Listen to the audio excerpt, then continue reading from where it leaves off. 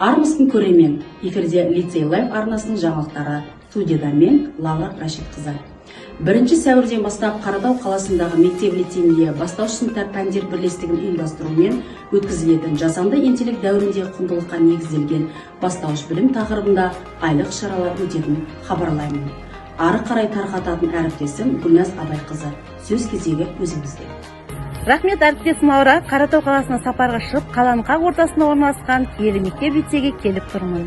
Келесі сөз кезегін өз ісінің шебері, мектеп-лицей директорының бастауыш ісі жөніндегі орынбасары Гүлжахан Тұрғанқызына ұсынамын. Рахмет, Гүлназ. Қайырлы күн, құрметті әріптестер. Бастауыш бірлестігін айлық іс-шара тақырыбы жасанды интеллект дәуіріндегі құндылыққа негізделген бастауыш білім. Бастауыш сынып мұғалімі білімнің негізін қалап қана қоймай, әр баланың бойына сенім мен құндылық дарытатын, болашақтың іргетасын қалайтын ерекше тұлға. Әрбір адам туысым, досым жұрағат, әрбір сабақ үйрену, ұғу, ұлағат. Әрбір ісің тірек, тірлік, адамдық, әрбір сөзің шындық, бірлік, адалдық. Іс-шара барысында барлық әріптестеріме сәттілік тілеймін. Рахмет, Гүлназ. Ары қарай балапан арнасы жалғастырады.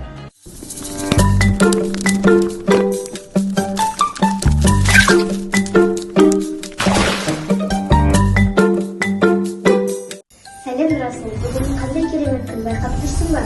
Сәлем, Райына. Әрине байқадым. Бүгін бізде бастауыш сынып айлығының ашылу күні ғой. Вау, демек бүгін тек қана сабақ емес, нағыз мереке күні ғой. Дұрыс айтасың, Райына. Бүгін сахнада кішкентай жұлдыздар жарқырайды.